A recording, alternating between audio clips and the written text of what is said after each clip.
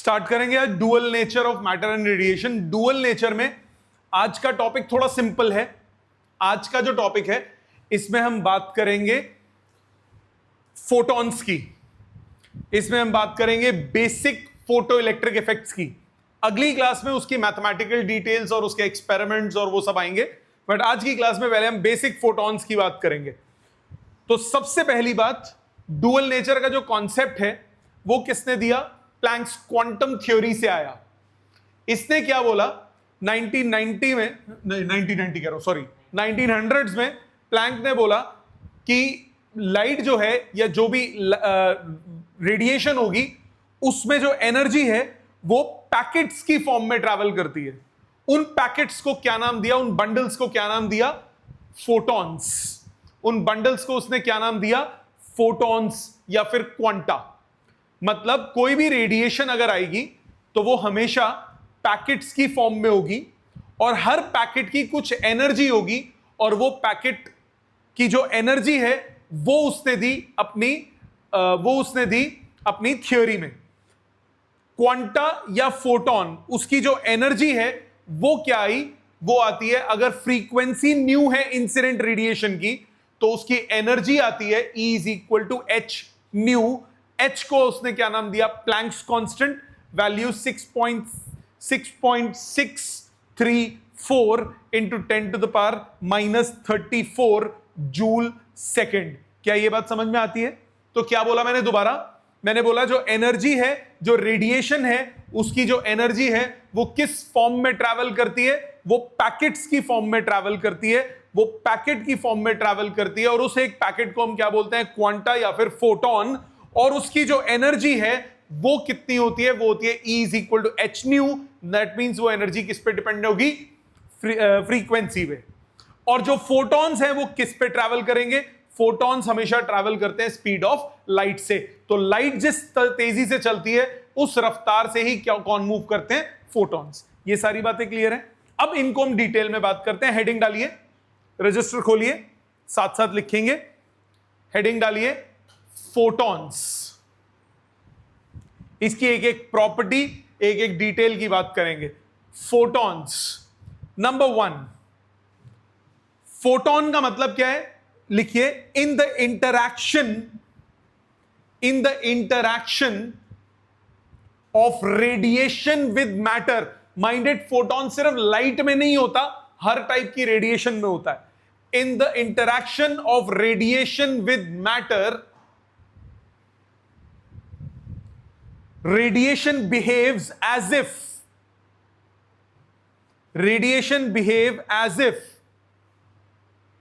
it is made up of particles. It is made up of particles called photons. जितने pointers ये लिखवाऊंगा सब important है कंसेप्चुअल्स के लिए, एमसीक्यूज के लिए, न्यूमेरिकल्स के लिए, बीच में जो मैथमेटिकल एक्सप्रेशंस भी आएंगे। सो मैंने क्या बोला? रेडिएशन जब इंटरैक्ट करती है मैटर के साथ तो ऐसे बिहेव करती है एज इफ वो किससे बनी हो? पार्टिकल्स से बनी हो। और वो पार्टिकल्स क्या होते हैं? Photons. Second point, photons travel with the speed of light. Photons travel with the speed of light. तो एयर में होगा तो स्पीड कितनी होगी उसकी? 3 × 10⁸ मीटर्स पर सेकेंड। कोई और मीडियम होगा तो जो लाइट की स्पीड उस मीडियम में है उस स्पीड से फोटॉन ट्रैवल करेगा। एनर्जी ऑफ फोटॉन ये कौन देता है? इसको बोलते हैं प्लैंक्स क्वांटम थ्योरी। तो एनर्जी ऑफ फोटॉन क्या हो जाता है? E is equal to H nu या फिर एच सी बाय लैम्डा। इसमें C क्या है? Speed of light. ये पहला फॉर्मूला है जिस पे बेस न्यूमेरिकल्स बनेंगे। E is equal to H nu या फिर एच सी बाय लैम्डा। इसमें न्यू क्या है? Frequency of incident radiation. Lambda क्या है? वेवलेंथ। न्यू कौन है? न्यू है फ्रीक्वेंसी ऑफ इंसिडेंट रेडिएशन। और लैम्डा कौन है? लैम्डा है वेवलेंथ ऑफ इंसिडेंट रेडिएशन। ये तो आई गेस आप सबको पता ही होगा, केमिस्ट्री में पढ़ा हुआ इतना। तो frequency of photon, second next point, frequency of photon does not change. Frequency of photon does not change when light travels from one medium to another. Wave optics में भी पढ़ा है, पर वहां पे रीजनिंग डिफरेंट थी. वहां पे हम एटम्स के साथ इंटरेक्शन की बात करते थे क्योंकि वो वेव पिक्चर थी. अब हम पार्टिकल नेचर में बात करेंगे तो हम ऐसा क्या बोलेंगे, बिकॉज एनर्जी रिमेन्स कंजर्व्ड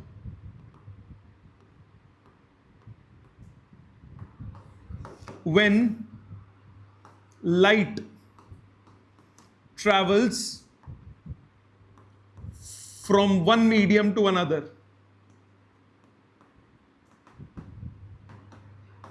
एक मीडियम से दूसरे मीडियम तक जब लाइट ट्रैवल करती है तो मीडियम में एनर्जी क्या रहेगी, कांस्टेंट. वो कहीं लॉस नहीं हो रही क्योंकि एनर्जी कांस्टेंट रहेगी. एनर्जी किस पे डिपेंडेंट है, फ्रीक्वेंसी पे. तो फ्रीक्वेंसी क्या रहेगी, constant. But obviously wavelength change होगी क्योंकि वेलोसिटी चेंज होती है. ठीक है. Next point, speed of photon changes from one medium to another as well as wavelength. दोनों चेंज होंगे. Speed of photon and wavelength of photon change when light travels from one medium to another. एक medium से दूसरे medium में जाएगी तो speed भी change होगी और वेवलेंथ भी चेंज होगी. क्या याद है आपको, आपको ध्यान होगा जब लाइट ट्रैवल करती है रेयरर टू डेंसर में तो डिक्रीज होते हैं. कौन, स्पीड भी और वेवलेंथ भी. दोनों सेम प्रोपोर्शन में चेंज होंगे तभी फ्रीक्वेंसी कांस्टेंट है. और डेंसर टू रेयरर मीडियम में ये दोनों क्या हो जाते हैं, इंक्रीज कर जाते हैं. कौन, दोनों, वेलोसिटी भी और वेवलेंथ भी. याद है ये बात, नो प्रॉब्लम. ऑनलाइन सबको क्लियर यहां तक. नेक्स्ट अगला point, rest mass of photon is 0.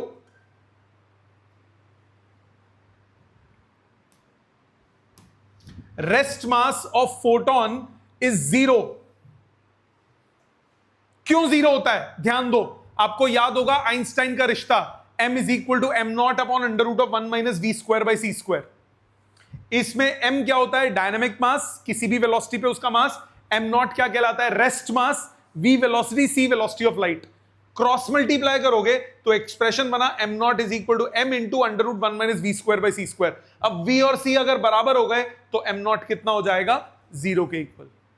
ठीक है, लिखो because m not is equal to m into under root 1 minus we square by C square. ये वाला expression, m not is equal to m into under root of 1 minus v square by c square, and for photon v is equal to c, so m naught becomes 0.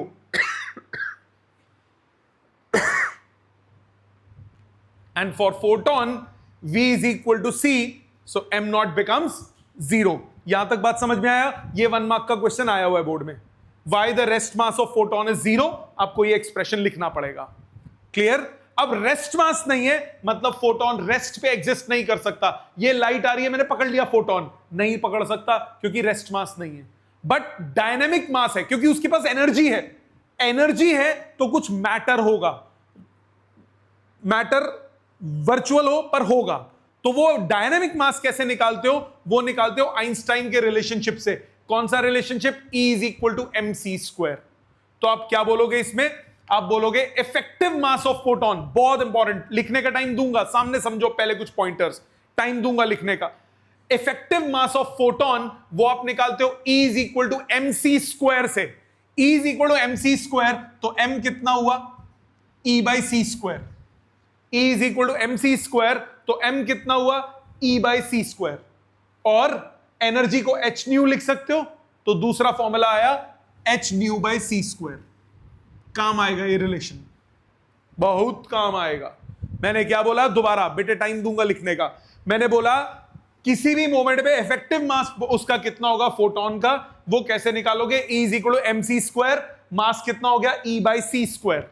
Energy क्या होती है, h nu, तो h nu by C square. अब क्योंकि उसका मैंने effective मास निकाल लिया तो उसका मोमेंटम भी होगा. मोमेंटम क्या होता है, मास इनटू वेलोसिटी। तो इस एक्सप्रेशन को अगर मैं वेलोसिटी से मल्टीप्लाई कर दूं तो क्या आ जाएगा? मोमेंटम। तो E बाई सी स्क्वायर को C से मल्टीप्लाई करो तो क्या बचा? E बाई सी। तो वो हो गया मोमेंटम। तो मोमेंटम ऑफ फोटोन कितना होगा? mc। mc कितना होगा? E बाई सी या फिर h न्यू बाई सी या फिर h बाई लैम्डा। बहुत बहुत बहुत इंपॉर्टेंट एक्सप्रेशन, बहुत important expression. So momentum of photon. अब आपको याद होगा इलेक्ट्रोमैग्नेटिक वेव्स में भी हमने ये फॉर्मूलाज यूज किए थे। E is equal to mc square से डायनामिक मास निकलता है, मास इंटू वेलोसिटी करोगे आपके पास क्या आ जाता है? मोमेंटम। तो मोमेंटम का फॉर्मूला कितना हुआ? h न्यू बाई सी या फिर एनर्जी बाय c या फिर h बाय लैम्डा। क्या ये सबको क्लियर है? ऑनलाइन सबको क्लियर है? आप सबको क्लियर है बेटा? पक्का? नाउ अगला पॉइंट इसमें, number of photons emitted per second from a source of monochromatic radiation of wavelength lambda and power p is given as this। ये नंबर ऑफ फोटॉन्स का फॉर्मूला है। अब पहले देखते हैं ये आया कहां से, फिर बात करेंगे इसकी डिटेलिंग की। सबसे पहले ध्यान दीजिए, इधर मैंने बोला if n is number of photons emitted per second, एक सेकेंड में अगर n नंबर ऑफ फोटॉन्स हैं and E is energy of one photon, एक फोटोन की एनर्जी E है जो कि क्या होती है? h new. अगर एक फोटोन की एनर्जी h न्यू है और n नंबर ऑफ फोटॉन्स निकले तो टोटल एनर्जी कितनी निकली? n इंटू एच न्यू या n इंटू ई। मतलब टोटल एनर्जी पर सेकेंड कितना हो गया? n इंटू ई। एनर्जी पर सेकेंड क्या होता है? एनर्जी पर सेकेंड होता है पावर। पावर होता है एनर्जी अपॉन टाइम। याद है? Work upon time, energy upon time. तो एनर्जी पर सेकेंड आपको क्या देगा? पावर। तो आपके पास आया power is equal to n times E. ये पावर है, ये मोमेंटम नहीं है। Power is equal to n times E, मतलब n हो गया p बाई ई। तो इसमें p क्या है? पावर, और e क्या है? Energy of one photon. Total energy नहीं है, ये क्या है? एनर्जी ऑफ वन फोटोन, जो कि किसके बराबर होती है? h न्यू के। तो अब एक्सप्रेशन पे वापस आओ। आपको बोला number of photons emitted per second from a source of monochromatic radiation of wavelength lambda, power p is given by p by E. ये आ गया p बाई ई। e कितना होता है? h nu. और वेवलेंथ की टर्म्स में करूंगा, फ्रीक्वेंसी क्या होता है? Velocity by wavelength. तो एक्सप्रेशन क्या आया? p lambda by h c. तो आप क्या याद रखो? आप ये याद रखो, ये एक्सप्रेशन याद रखो, बाकी सब अपने आप निकल जाएगा, बाकी याद करने की जरूरत नहीं है। तो बेसिक क्रक्स फॉर्मूलाज का याद रखो। कौन कौन सा? डायनामिक मास कैसे निकलता है? E is equal to mc square. तो मास कितना हुआ? Energy by C square. अब एनर्जी का जो भी डाटा गिवन हो उस हिसाब से यूज कर लो। एनर्जी अगर h न्यू गिवन है, फ्रीक्वेंसी गिवन है तो h न्यू यूज कर लो, वेवलेंथ गिवन है तो hc बाय लैम्डा यूज कर लो। डायनामिक मास आ गया। डायनामिक मास निकाल के वेलोसिटी से मल्टीप्लाई करोगे तो क्या आ जाएगा? मोमेंटम। कंसेप्ट याद रखो। पावर अपॉन एनर्जी क्या होगा? Number of photons per second. Power upon energy, power क्या है? पावर मतलब energy, total energy emitted per second, और ई क्या है? Energy of one photon. क्या ये समझ में आता है? ये एक्सप्रेशंस लिख लीजिए, ये बहुत काम आएंगे, बहुत काम आएंगे। ये लिख लीजिए। नेक्स्ट अगले पॉइंट पे चलते हैं। Next intensity. इंटेंसिटी आप पढ़ रहे हो? इंटेंसिटी क्या होता है? नंबर ऑफ रेडिएशंस फॉलिंग पर second per unit area. Intensity का मतलब number of radiations falling per unit area पर सेकेंड, मतलब नंबर ऑफ फोटॉन्स जो पर सेकेंड पर यूनिट एरिया पे फॉल कर रहे हैं, मतलब एनर्जी फॉलिंग पर second per unit area. Energy पर सेकेंड क्या हो गया? पावर। तो पावर अपॉन एरिया आपको क्या दे देगा? पावर अपॉन एरिया आपको क्या दे देगा? इंटेंसिटी। ठीक है। सेकेंड पॉइंट, इंटेंसिटी अगर आप बढ़ाते हो, now this is the major difference between particle theory and wave theory. Wave theory में आपने पढ़ा था, इंटरफेरेंस डिफाइन करो। इंटरफेरेंस आपने क्या पढ़ा था? It is the redistribution of light energy on account of superposition of light waves coming from to coherent sources, यही पढ़ा था। और उसमें क्या प्रूव किया था? Average intensity before interference after interference same है। मतलब वहां पे एनर्जी को कौन रेफर कर रहा था? इंटेंसिटी। यहां पे एनर्जी को कौन रेफर करेगा? Frequency. Intensity has nothing to do with energy. मतलब आप इंटेंसिटी जितनी मर्जी बढ़ा लो, एनर्जी पे फर्क नहीं पड़ेगा। आप कहोगे वो सही था, ये सही था, दोनों सही है, इसीलिए डुअल नेचर है।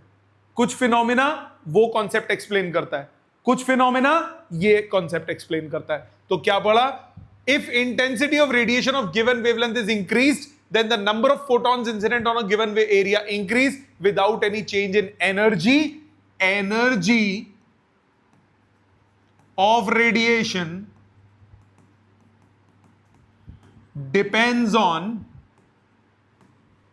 frequency and not on intensity. Intensity किसमें था? वेव पिक्चर में। फ्रीक्वेंसी किसमें है? पार्टिकल नेचर में। समझ में आई बात? तो पार्टिकल नेचर की जब हम बात करते हैं तो एनर्जी किस पे डिपेंड करती है? फ्रीक्वेंसी पे। और वेव नेचर की जब हम बात करते हैं, वेव पिक्चर की बात करते हैं, तो इंटेंसिटी किस पे, तब एनर्जी किस पे डिपेंडेंट है? इंटेंसिटी पे। फोटॉन्स जो हैं वो इलेक्ट्रिकली न्यूट्रल होते हैं। क्यों इलेक्ट्रिकली न्यूट्रल होते हैं? Because they are massless. मतलब they are because they're massless नहीं बोलना चाहिए, because their rest mass is 0।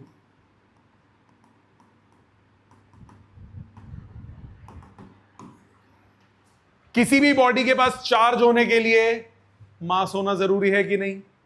तो इसका रेस्ट मास क्या होता है? 0। तो इसके पास कोई चार्ज नहीं होगा, तो ये डिफ्लेक्ट नहीं होते इलेक्ट्रिक और मैग्नेटिक फील्ड्स में। क्या समझ में आती है यहां तक बात? पक्का? 2-3 न्यूमेरिकल करोगे इस पे बेस्ड।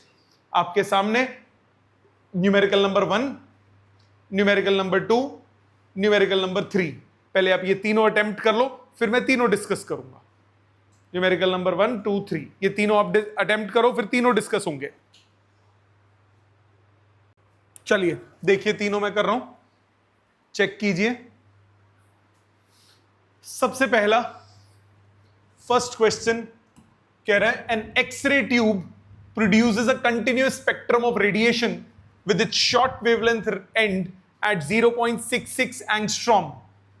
तो लैम्डा आपको दे दिया 0.66 एंगस्ट्रॉम, मतलब 0.66 इंटू 10 टू द पावर -10, मतलब 6.6 into 10 to the power -11 metre. यहां तक कोई दिक्कत? वेवलेंथ आपको दे दी। मैक्सिमम एनर्जी वेवलेंथ से आप क्या निकाल सकते हो? एनर्जी। एनर्जी का फॉर्मूला क्या होता है? hc/λ। वो एनर्जी किस में आएगी? जूल्स में। अब इस चैप्टर में जितनी भी एनर्जीज की आप बात करोगे, फोटोन की जब भी हम एनर्जी की बात करते हैं तो हम जूल्स में नहीं लेंगे, हमेशा उसको इलेक्ट्रॉन वोल्ट में लेंगे। अगर क्वेश्चन में ना बोला हो तो जूल्स में भी दे सकते हो, बट अवॉइड करो। आंसर जनरली इसका जब क्वेश्चन आएगा एमसीक्यूज की फॉर्म में आएगा तो 4 ऑप्शंस होंगी, चारों इलेक्ट्रॉन वोल्ट में होगी। तो कन्वर्जन आपको याद है, 1 इलेक्ट्रॉन वोल्ट कितना होता है? 1.6 into 10 to the power -19 joules. 1 kilo electron volt ये होता है 1.6 into 10 to the power -16 joules. 1 mega electron volt ये होता है 1.6 into 10 to the power -13 joules. याद है बात? तो अब इधर ध्यान दो, सबसे पहले एनर्जी निकालो। एनर्जी कितना हुआ? hc/λ।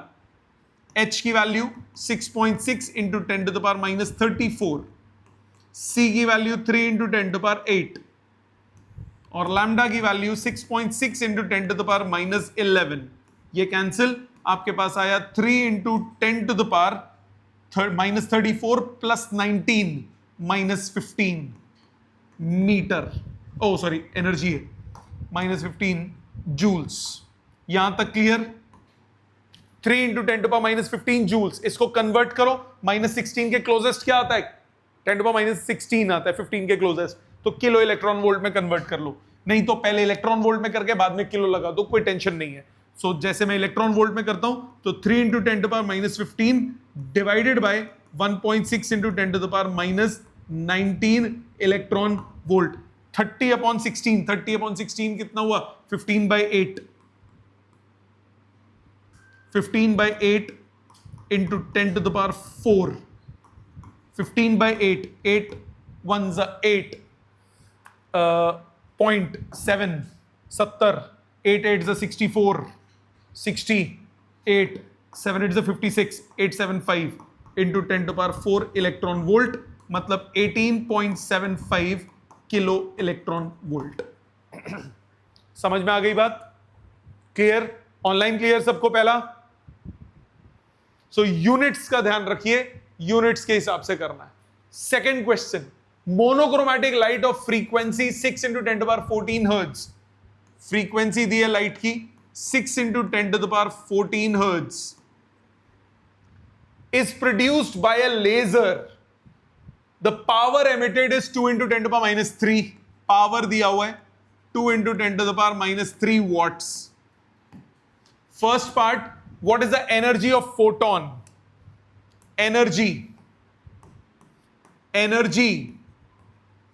of photon कितना होता है? h nu. तो 6.6 into 10⁻⁻34, 6 into 10⁻14, 6 6 36, 39.6, 10⁻⁻20, so 3.96 into 10⁻⁻19 joules. मानते हो? अब थोड़ा सा फर्क क्यों आ रहा है? 6.634 होता है ना, तो मैं अप्रोक्सीमेट 6.63 ले रहा हूं। अब मैं, अगर मेरे पास क्वेश्चन होता, मैं यहां नहीं छोड़ता, मैं इलेक्ट्रॉन वोल्ट में कन्वर्ट करता। नहीं बोला छोड़ सकते हो, बट करा करो। ये कितना हुआ? 3.96 into 10⁻⁻19 divided by 1.6 into 10⁻⁻19 electron volt. ये कितना आएगा? 16 दूनी 32, 2 पॉइंट करना, कैलकुलेट करना। 3.96 डिवाइडेड बाय 1.6, 2.4, 2.4 समथिंग आएगा। करो 2.475 इलेक्ट्रॉन वोल्ट। समझ में आई पहला पार्ट? सेकेंड पार्ट में बोल रहा है how many photons per second on an average are emitted. तो नंबर ऑफ फोटॉन्स निकालने, नंबर ऑफ फोटॉन्स निकालने का क्या फॉर्मूला? क्या बताया? Power by energy of one photon. अब यहां पे एनर्जी जब सब्स्टिट्यूट होगा तो किसमें सब्स्टिट्यूट होगा? जूल्स में, क्योंकि पावर किसमें होता है? एसआई यूनिट्स में, वॉट है। तो कितना है? 2 इंटू 10⁻³ डिवाइडेड बाय 3.96 इंटू 10⁻⁻19, ऊपर जाके हुआ 16, 2/3.96 इंटू 10⁻16, एक जीरो वो कर लो, 20/3.96 अप्रोक्सीमेटली, इसको 4 मान लो, 5 into 10⁻15, 5 into 10⁻15 photons per second. क्या ये क्लियर है? ऑनलाइन सबको क्लियर? आप सबको क्लियर है बेटा? Next, how many photons per second does a 1 watt bulb emit if its efficiency is 10%? Efficiency होता है output power divided by input power. तो एक्चुअल पावर वो कितनी देगा? वो होगा efficiency into input power. Efficiency कितनी दी हुई है? 10%। सो 10% of input power that is 1, कितना आया? 0.1 वॉट। ये हो गया आउटपुट पावर। पावर पता लग गई, रख लो संभाल के। और क्या चाहिए होता है?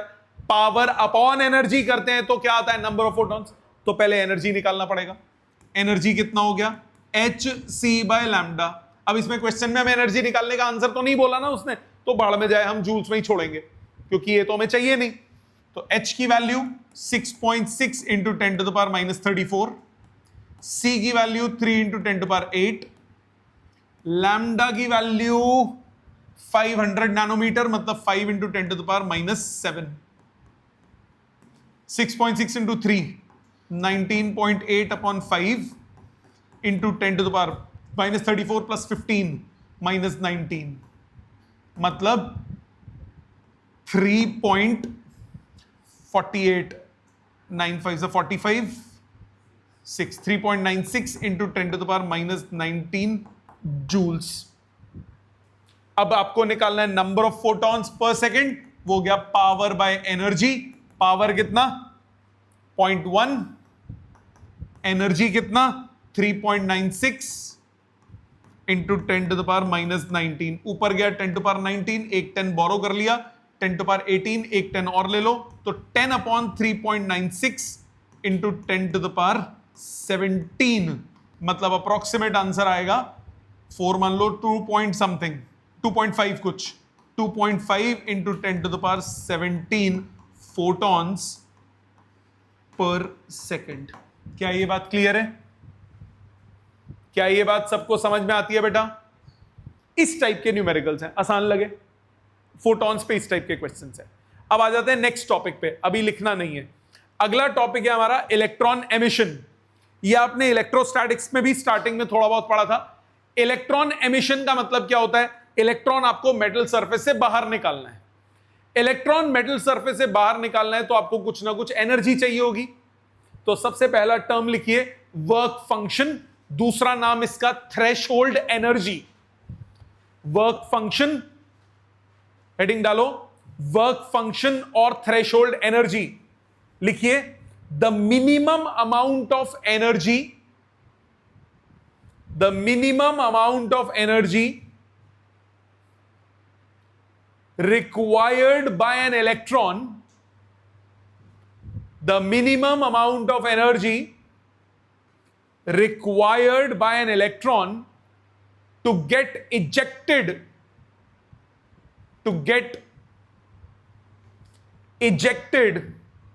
out of the metal surface, to get ejected out of the metal surface is called work function या फिर थ्रेशोल्ड एनर्जी। समझ में आई यहां तक बात? ये तो याद है सबको। तो वर्क फंक्शन क्या है? मेटल सरफेस में इलेक्ट्रॉन्स हैं, उन इलेक्ट्रॉन्स को बाहर निकलने के लिए, बॉन्ड बूंड तोड़ के पूरा फ्री होने के लिए जितना मिनिमम अमाउंट ऑफ एनर्जी चाहिए होगी उसको हम क्या बोलते हैं? वर्क फंक्शन या फिर threshold energy. So minimum energy required by electron to escape from the metal surface, उसको क्या बोलते हैं? Work function. दूसरा, minimum energy required for the emission of the from the metal surface can be supplied by free electrons. किसी भी process से आप उसको सप्लाई कर सकते हो। जैसे इलेक्ट्रोस्टैटिक्स में आपने पढ़ा था थर्मियोनिक एमिशन, जब दो मेटल सरफेसेस को रब किया, हीट अप हो गए, हीट अप होके इलेक्ट्रॉन्स ट्रांसफर होते हैं from the surface having lower work function to the surface having higher work function. तो एक सरफेस से इलेक्ट्रॉन बाहर निकालने के लिए आप कोई भी प्रोसेस कर सकते हो। सबसे पहली प्रोसेस कौन सी होती थी? Thermionic emission. याद है? थर्मियोनिक एमिशन क्या होता है? जब आप किसी मेटल सरफेस को हीट अप करते हो, लिखने की जरूरत नहीं है, समझो। थर्मियोनिक एमिशन क्या होता है? जब आप एनर्जी देने से मतलब है जैसे मर्जी दूं, अगर मैं एनर्जी हीट के माध्यम से दे रहा हूं तो उस एमिशन को क्या बोलेंगे? Thermionic emission. जब मैंने मेटल सरफेस को हीट अप किया, हीट अप करके जो उसने एनर्जी गेन की, वो एनर्जी गेन करके इलेक्ट्रॉन अगर बाहर आ रहा है तो उस एमिशन को क्या बोलेंगे? Thermionic emission. So thermionic emission by suitably heating sufficient thermal energy can be imparted to the free electrons to enable them to come out of the metal. These emitted electrons are called thermions या फिर thermal electrons. दूसरा तरीका होता है field emission. Field emission क्या होता है? आपने एक मेटल सरफेस रखा और स्ट्रॉन्ग इलेक्ट्रिक फील्ड लगा दी, इधर बहुत सारा plus plus plus plus plus plus, इधर बहुत सारा minus minus minus minus, electron pull out हो गए। तो इलेक्ट्रॉन को जब वो खींच के बाहर निकालेगा तो that emission is known as field emission, क्योंकि पॉजिटिव है, नेगेटिव को तो खींचेगा ना। अगर वो इतना खींच ले, इतनी पोटेंशियल एनर्जी उसको दे दे कि वो बाहर निकल जाए, तो वो क्या कहलाता है? वो एमिशन क्या कहलाता है? Field emission. तो field emission by applying a very strong electric field of the order of 10 to power 8 volt per meter to a metal, electrons can be pulled out of the metal as in a spark plug. तीसरा होता है photo electric emission. Photo electric emission क्या होता है? जब light आती है, light के पास फोटॉन्स होते हैं. फोटॉन्स जब एनर्जी प्रोवाइड करेंगे तो इलेक्ट्रॉन्स बाहर निकलेंगे. एनर्जी देनी है ना. हर फोटोन के पास कुछ एनर्जी होगी. वो फोटोन अपनी एनर्जी अगर इलेक्ट्रॉन को दे दे और वो सफिशिएंट हो उसके बाहर निकलने के लिए, तो उस एमिशन को हम क्या नाम देंगे? Photo electric emission. ये बात क्लियर? हेडिंग डालो, फोटो इलेक्ट्रिक एमिशन. ये काम का है. और एक चौथा भी होता है, उसको सेकेंडरी एमिशन बोलते हैं, काम नहीं आता. उसमें क्या होता है? एक fast moving electron, fast moving particle अगर मेटल सरफेस को स्ट्राइक करता है तो अपनी काइनेटिक एनर्जी वो दूसरे मेटल इलेक्ट्रॉन को दे देता है और दोनों मिलकर बाहर निकल जाते हैं. That is secondary emission. नहीं आएगा काम. हेडिंग डालो, फोटो इलेक्ट्रिक एमिशन. लिखिए, when light of suitable frequency, when light of suitable frequency falls on the metal surface,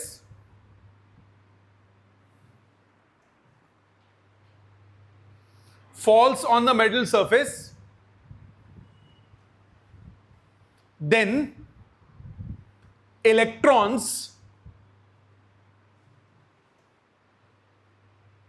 by gaining that energy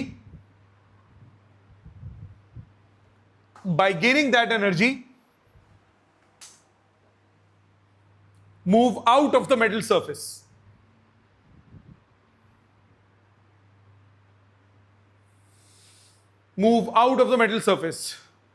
This phenomena is called photoelectric effect. Electron ने energy gain की, वो energy photons ने उसे provide की और electron ने वो energy gain करके बाहर आ गया. उस एमिशन को हम क्या बोलते हैं? Photo electric emission. सामने देखो, photo electric effect is the emission of electrons when light strikes the surface. To escape the surface, electrons must absorb enough energy from the incident radiation to overcome the positive ions. यहां तक clear? इसी में full stop करके लिखो, the electrons emitted are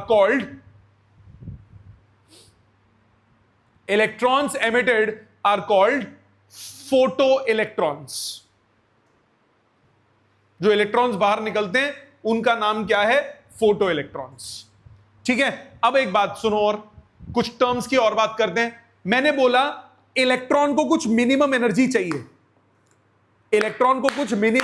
चाहिए. Photon के पास वो minimum energy होनी तो चाहिए. अगर फोटोन की एनर्जी किस पे डिपेंडेंट होती है? फ्रीक्वेंसी पे. कुछ मिनिमम एनर्जी चाहिए मतलब कुछ मिनिमम फ्रीक्वेंसी चाहिए होगी. वो फ्रीक्वेंसी होगी तभी वो एनर्जी आएगी. उस फ्रीक्वेंसी को हम क्या बोलते हैं? Threshold frequency. अगला point, threshold frequency.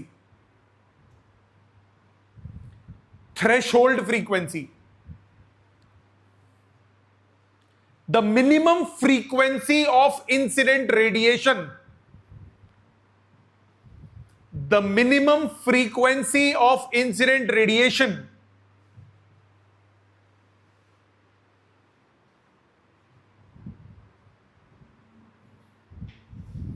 Due to which photoelectric emission takes place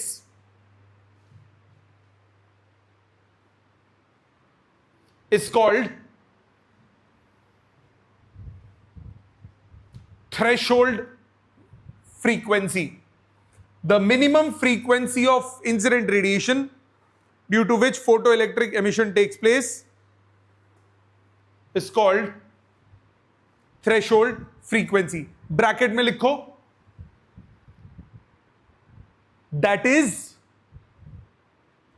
frequency of incident photon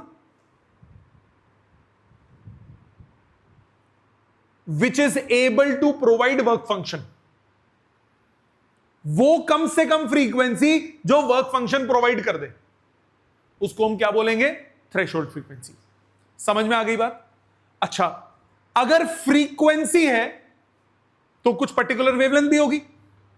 frequency अगर मिनिमम चाहिए तो वेवलेंथ मैक्सिमम चाहिए होगी, क्योंकि फ्रीक्वेंसी और वेवलेंथ एक दूसरे से क्या होते हैं? उल्टे होते हैं.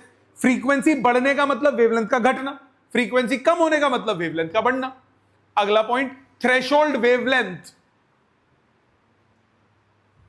Threshold wavelength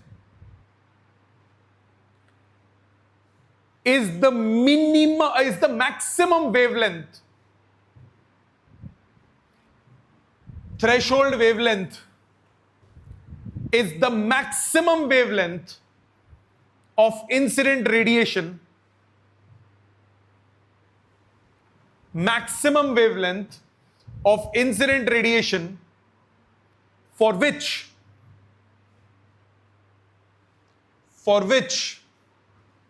photoelectric emission takes place.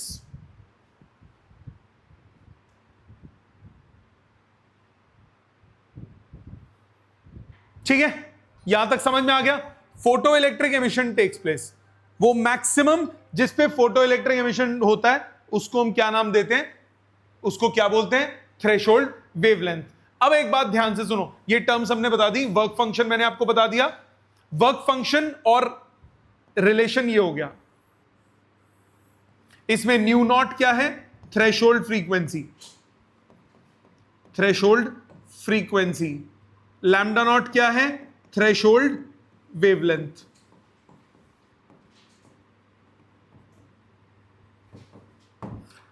W not क्या है? Minimum energy. तो इस मिनिमम एनर्जी के कोरस्पॉन्डिंग जो फ्रीक्वेंसी होगी वो क्या होगी? Threshold frequency. इस मिनिमम एनर्जी के कोरस्पॉन्डिंग जो वेवलेंथ होगी वो क्या होगी? Threshold wavelength. बाकी थ्रेशोल्ड वेवलेंथ भी मैंने आपको डिफाइन कर दिया। यहां तक समझ में आ गया? थ्रेशोल्ड फ्रीक्वेंसी, थ्रेशोल्ड वेवलेंथ, सबको क्लियर है यहां तक? अच्छा, एक टर्म फोटो इलेक्ट्रिक एमिशन जो है ये कंजर्वेशन ऑफ एनर्जी को फॉलो करता है, समझो, बाद में देखते हैं इस पे। सपोज करो ये एक मेटल सरफेस है, इसके इलेक्ट्रॉन को बाहर निकलने के लिए 2 इलेक्ट्रॉन वोल्ट चाहिए। 2 इलेक्ट्रॉन वोल्ट मिनिमम एनर्जी है जो ये कंज्यूम करके बाहर आएगा। अब अगर आपने 1.5 इलेक्ट्रॉन वोल्ट इसको दिया तो 2 तो मिला ही नहीं, तो ये बाहर आएगा ही नहीं। आपने अगर इसको 2 दे दिया तो ये उसे कंज्यूम करके बाहर आएगा, पर बाहर आके इसके पास कुछ बचेगा ही नहीं, तो इसकी एनर्जी क्या हो जाएगी बाहर आके? 0। अगर आपने इसे 3 इलेक्ट्रॉन वोल्ट दे दिया तो 2 तो कंज्यूम हो गया, कितना बच गया? 1 इलेक्ट्रॉन वोल्ट। वो इसके पास बाहर आएगा और वो इसके पास क्या हो जाएगी? Kinetic energy. और भी लॉसेस हो सकते हैं, तो मैक्सिमम से मैक्सिमम उसके पास कितनी काइनेटिक एनर्जी आएगी? 1 इलेक्ट्रॉन वोल्ट मेरे इस एग्जांपल में। अब इसी को अगर मैं मैथमेटिक्स में रिप्रेजेंट कर दूं तो आ जाती है Einstein photo electric equation. Einstein photo electric equation क्या कहती है? अगर E एनर्जी इंसिडेंट है, E एनर्जी इंसिडेंट है, इंसिडेंट एनर्जी, सो कुछ एनर्जी कंज्यूम हो जाएगी बाहर निकलने पे, दैट इज वर्क फंक्शन, और ये रिमेनिंग एनर्जी हो गई। बाकी लॉसेस भी हो सकते हैं, इसलिए के मैक्स लिख रहा हूं। तो एच न्यू हो गया incident energy, h nu not हो गया वर्क फंक्शन यानी थ्रेशोल्ड, ये कहलाती है Einstein photo electric equation. H nu है incident energy, h nu not हो गया कंजम्पशन जितना हुआ, रिमेनिंग क्या हो गई? Kinetic energy. इसको क्या बोलते हैं? Einstein photo electric equation. बहुत इंपॉर्टेंट है। क्या ये अच्छे से समझ में आता है? क्लियर? आज का छोटा सा काम है, इसके असाइनमेंट में न्यूमेरिकल्स हैं, पहले पेज पे ही होंगे, फोटॉन्स के 12-13 न्यूमेरिकल्स हैं, वो आप कंप्लीट करेंगे। ठीक है? Thank you very much.